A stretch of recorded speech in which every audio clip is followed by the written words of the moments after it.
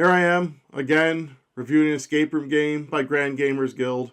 Kind of feels like I've been doing this over and over and over again, almost like Groundhog Day, which makes sense because today we are looking at the Groundhog Gambit, one of the holiday hijinks based on Groundhog Day. So let's go over and see how it is. Alright, with this being an escape room game, I'm not going to get into many spoilers. I'm going to give you a brief overview on how to play the game. Technically, all of them is basically the same way.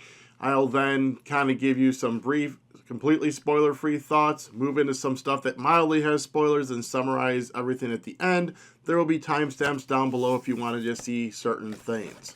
So how the holiday hijinks works is you're going to look inside. There's going to be this QR code. You're going to scan the QR code. It's going to take you to the website. You're going to choose which one you are playing. You're going to click on that and say play. It will then tell you which card to take from the deck and will start a timer. On that web page also be certain information you may or may not need to help solve the puzzles, such as like the NATO alphabet, Braille, various different ciphers and codes that you may or may not know, and again, may or may not be used in the scenario. You are going to attempt to find a solution on the card. That card will, if you type it into the website and it's the correct answer, it'll tell you the next card and or cards to take, and you'll go through until you are complete, at which point it will give you a score and tell you how long it took you and how many hints you may have needed to ask. That is the basics of the game. What is different in this one, and it will tell you at the beginning of the screen, is some of the cards have these little symbols on the back that will show you something and say you might now be able to use this. I believe it was also used in the birthday burglary, maybe. It was definitely used in one of the other ones where basically on the solution page you'll now say like use rubber band with, or if you have the glasses, look at such and such. So that is the other element of this particular one. So let me get into my thoughts briefly, and then we'll go into the spoilery parts of it. Our thoughts on this one is it was not one of our favorites. Another heads up on this one is this one does take 2 sessions. There is a break point halfway through that to say you're done now. You can exit the browser. When you come back, press resume, and you can keep going. So you can break it up. But like I said, this one just wasn't one of our favorites. And if you want to know why, that will be it's not really a spoiler. You're basically going to be doing the Groundhog effect of going through things numerous times. So if there's a puzzle in here you're not a fan of, you're probably going to be dealing with it a couple of times at least. And that was kind of just one of our personal issues with it, is that it started feeling kind of redundant, which thematically is really cool that they are able to put that thematic element into an 18-card escape room game. So if you are looking for that real thematic feeling, that is present in this one. It's just for us, we were not a fan of that. The puzzles, however, the puzzles were all still very good. There was nothing wrong with the puzzles. It was more so the mechanics of going through them numerous times is what we weren't a fan of. But if that's something you're looking for and would be intrigued by, then this would definitely be for you. Alright, so now going to get into the spoilers in 5, 4, 3, 2, 1. So as I said, you're going through these cards multiple times. And as you're going through them multiple times, the puzzle, the way to solve it is still basically the same for most of them.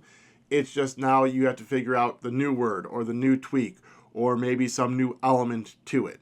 This is one that there was a couple times we had to just ask for the answer because we couldn't really decipher what was going on the card. There is a lot of spatial ones in here. There's a lot of ones that you might have to kind of either draw on the card or try and trace it on a piece of paper. It's just, there's puzzles in here that are puzzles that we personally don't like, whether it be like logic or certain numerical manipulation ones. And those are the ones that seem to get repeated the most times. So that really is kind of, like I said, what detracted us from it.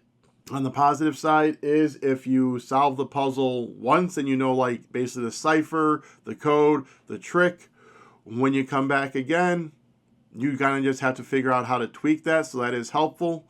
I believe we finished the first session in like 46 minutes, and then the second session took us right about an hour. I think we did 27 hints between the two of them. We did just plow through it in one session, so maybe taking that break would be a suggestion to kind of refresh your brain so it doesn't feel as repetitive or as redundant. So that might have helped some, but no, it was more so just that those weren't puzzles that we were a fan of. So that's why I said it's not one of our favorites. It's one that we might play again, but it's definitely not one that we're going to gravitate towards if we, like, by the time we'd forget about it, the puzzles. So to summarize, if you like a thematic escape room game that takes a bit longer than the other ones, as I said, it says 2 1-hour sessions. If you like one where you need to solve the same puzzle with different tweaks throughout the game, then this is one for you.